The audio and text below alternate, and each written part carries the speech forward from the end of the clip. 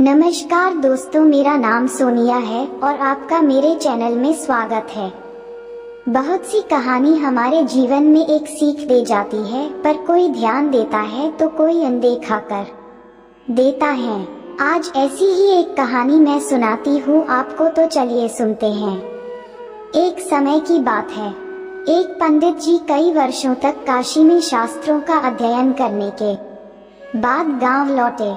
पूरे गांव में शोहरत हुई कि काशी से शिक्षित होकर आए हैं और धर्म से जुड़े किसी भी पहेली को सुलझा सकते हैं। शोहरत सुनकर एक किसान उनके पास आया और उसने पूछ लिया, पंडित जी आप हमें ये बताइए कि पाप का गुरु कौन है।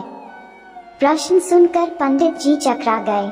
उन्होंने धर्म व आध्यात्मिक गुरु तो सुने थे, लेकिन पाप का भी गुरु होता है, यह उनकी समझ और ज्ञान के बाहर था। पंडित जी को लगा कि उनका अध्ययन अभी अधूरा रह गया है। वह फिर काशी लौटे, अनेक गुरुओं से मिले, लेकिन उन्हें किसान के सवाल का जवाब नहीं मिला। अचानक एक दिन उनकी मुलाकात एक गणिका वेश्या से हो गई। उसने पंडित जी से परेशानी का कारण पूछा तो उन्होंने अपनी समस्या बता दी। गणिका बोली, पंडित जी इसका उत्तर है तो बहुत सरल है, लेकिन उत्तर पाने के लिए आपको कुछ दिन मेरे पड़ोस में रहना होगा। पंडित जी इस ज्ञान के लिए ही तो भटक रहे थे। वह तुरंत तैयार हो गए। गणिका ने अपने पास ही उनके रहने की अलग से व्यवस्था कर दी। पंडित जी किसी के हाथ का बना खाना नहीं खाते थे। अपने नियम आचार और धर्म परंपरा के कट्टर अनुयायी थे।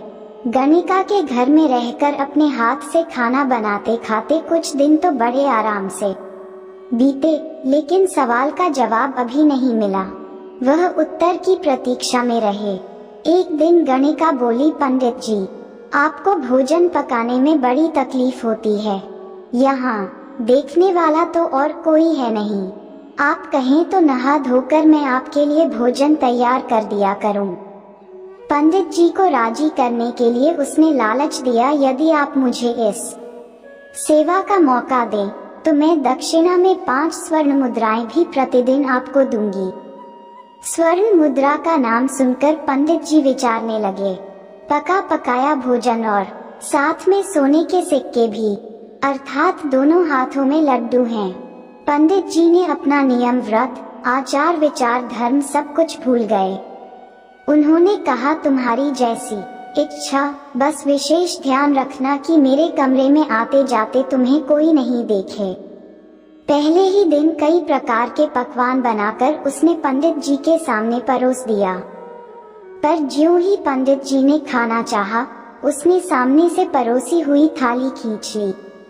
इस पर पंडित जी क्रुद्ध हो गए और बोले, यह क्या मजाक है। गणिका ने कहा, ये मजाक नहीं है पंडित जी, ये तो आपके प्रश्न का उत्तर है। यहाँ आने से पहले आप भोजन तो दूर, किसी के हाथ का पानी भी नहीं पीते थे, मगर स्वर्ण मुद्राओं के लोभ में आपने मेरे हाथ का बना खाना भी स्वीकार कर लिया। ये लोभ ही पाप का गुरु है। हमें किसी भी तरह के लोभ लालच को जीवन में अपनाए बिना जीवन जीने का प्रयास करना चाहिए।